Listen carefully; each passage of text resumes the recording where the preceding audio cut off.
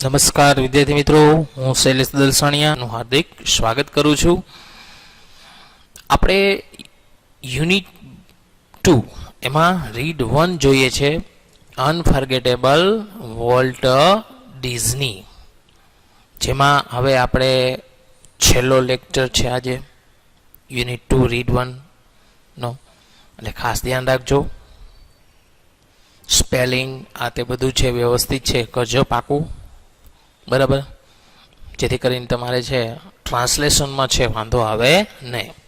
તો જોઈએ છે અહીં આપણી સામે છે 3 પેરેગ્રાફ છે, બરાબર. 3 પેરેગ્રાફ એકી સાથે આપણે જોવાના છીએ, એટલે ખાસ ધ્યાન રાખજો.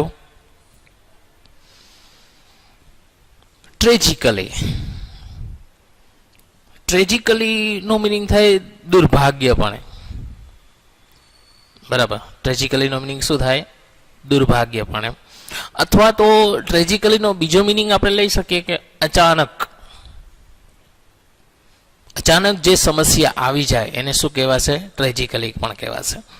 ટ્રેજિકલી ઇન ધ મિડ્સ એટલે વચ્ચે ઓફ ઓલ ધીસ એક્ટિવિટી, કે આ બધી પ્રવૃત્તિઓની વચ્ચે અચાનક વોલ્ટ વોઝ સ્ટીકન એટલે સપડાઈ જવું, with the fatal illness. Fatal એટલે ગંભીર, ઇલનેસ એટલે બીમારી, કે વોલ્ટ છે એ ગંભીર બીમારીમાં સપડાયા હતા.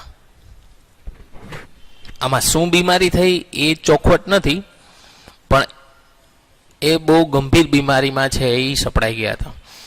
હવે ત્યારે એ ટાઈમે મેડિકલ જે ફેસિલિટીઝ હતી એટલી બધી નહોતી. આથી 40-50 વર્ષ પહેલા મેડિકલ ફેસિલિટીઝ એટલી હતી નહીં, હતી પણ અત્યારે જેટલી છે એટલી નહીં. આઈ હર્ડ હિમ, મેં તેને સાંભળ્યા. Refer two this cruel blow only once. Cruel blow એટલે ગુસ્સેથી. ઓનલી વન્સ એટલે મેં તેને એક વખત ગુસ્સે થતા સાંભળ્યા. જો બહુ એની લાઈફમાં ક્યારેય બહુ એટલા બધા ગુસ્સે નથી થયા, પણ કદાચ આ પહેલો ટાઈમ હશે કે તેઓ ગુસ્સે થયા, બહુ ગુસ્સે થતા નહીં. વોટ એવર, હવે શું બોલ્યા ગુસ્સામાં? તો કે whatever it is I have got, કે મેં જે પણ કાંઈ મેળવ્યું છે, હી ટોલ્ડ મી, તેને મને કહ્યું, ડોન્ટ ગેટ ઇટ, તે તમે ન મેળવતા. એટલે એનો મિનિંગ કે જે મેં કંઈ કર્યું છે એવું તમે ન કરતા. એનો કહેવાનો અર્થ એ શા માટે એને ગુસ્સેથી શા માટે બોલતા, એના પાછળનું એક રીઝન હતું કે તેને ઘણું બધું દાન આપ્યું હતું, એને ઘણા બધા સારા કામ કર્યા હતા. એની પ્રોબ્લેમ એ વસ્તુનો હતો કે એને જે બીમારી થઈ એ ભગવાને એને શા માટે કરી, એમ એવું કહેવા માગતા હતા કે મેં સારા કામ કર્યા છે તો છતાં મને જ કેમ આવું થયું એમ. I visited him in the hospital the night before he died. Visited કરવું એટલે શું થાય? મુલાકાત લેવી. In the hospital the night before he died, કે તે મૃત્યુ પામ્યા તેની આગલી રાત્રે મેં તેની હોસ્પિટલમાં મુલાકાત લીધી. Although desperately ill, desperately no meaning થાય ખૂબ જ, ill એટલે બીમાર. Although નો મિનિંગ થાય તેમ છતાં, કે તે ખૂબ જ બીમારીમાં હોવા છતાં, he was as full of plans for the future,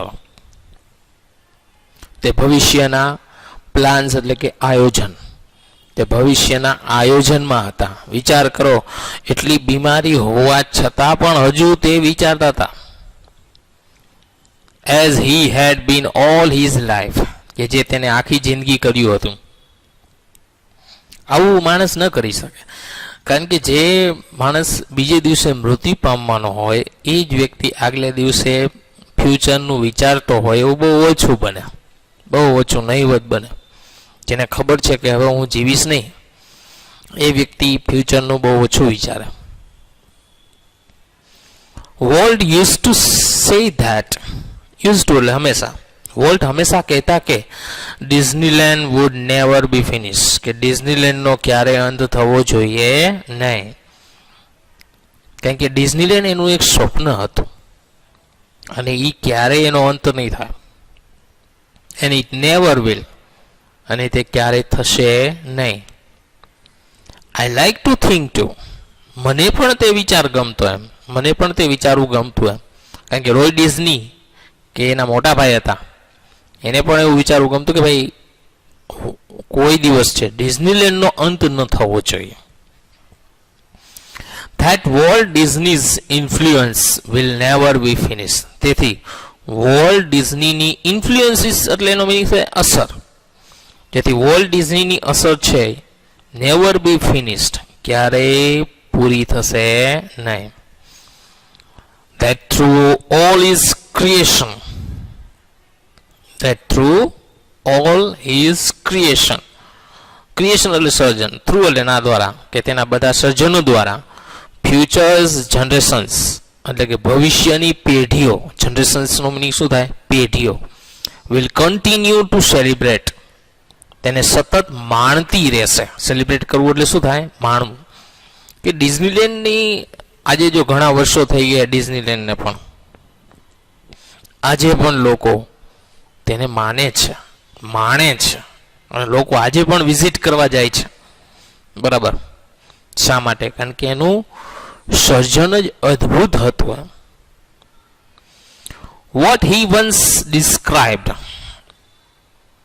તેને એક વખત ડિસ્ક્રાઇબ કરવું એટલે કહેવું અથવા વર્ણન કરવું. તેને એક વખત વર્ણન કર્યું હતું. that precious ageless something in every human being. precious એટલે કિંમતી, ageless એટલે ઉંમર વગરનું, ઉંમર રહિત જેને કહેવાય ને, something in every human being, કે દરેક માણસમાં કંઈક ઉંમર રહિત રહેલું હોય છે, કિંમતી વસ્તુ રહેલી હોય છે. Which makes us play with children's toys, કે જે આપણે બાળકોના રમકડા સાથે રમાડે છે.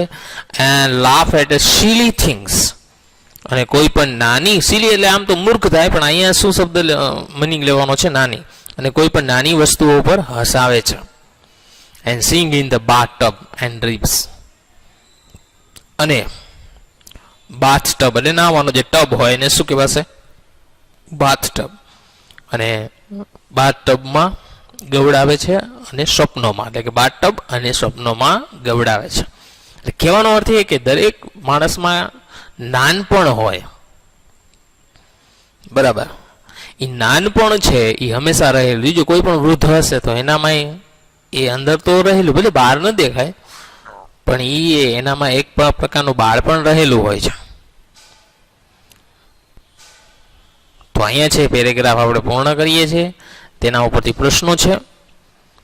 What was Walt thinking about the night before he died, કે તે મૃત્યુ પામે તેને આગલી રાત્રે વોલ્ટ શું વિચારી રહ્યા હતા? તો કે Walt was full of future plans the night before he died, કે તે મૃત્યુ પામ્યા તેની આગલી રાત્રે તેઓ ભવિષ્યના આયોજનમાં હતા. What did Walt use to say, Walt હંમેશા શું કહેતા?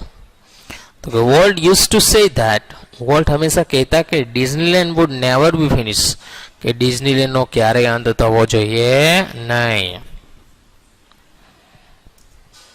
તો મિત્રો અહીંયા પાઠ પણ પૂરો થાય છે અને લેક્ચર પણ પૂરો થાય છે. લેક્ચર જોવા બદલ ખૂબ ખૂબ આભાર. આ પાઠમાં બધા પ્રશ્નો વ્યવસ્થિત છે ચોપડામાં ઉતારી નાખવા. તમારી પાસે જે જે સ્લાઇડ્સ છે એ સ્લાઇડ્સમાં જ પ્રશ્નો આપેલા છે. દરેક પ્રશ્નો વ્યવસ્થિત કાળજીપૂર્વક છે ચોપડામાં ઉતારવો, અને પ્રશ્નો પૂછાશે પરીક્ષામાં એટલે બધા એ પ્રશ્નો પાકા પણ કરવાના રહેશે. જોકે પ્રશ્નો પાકા કરવાના કરતા પેરેગ્રાફ ઉપરથી પ્રશ્નો સમજો તો વધુ સારું રહેશે. તો ચલો મિત્રો અહીંયા સુધી રાખીએ.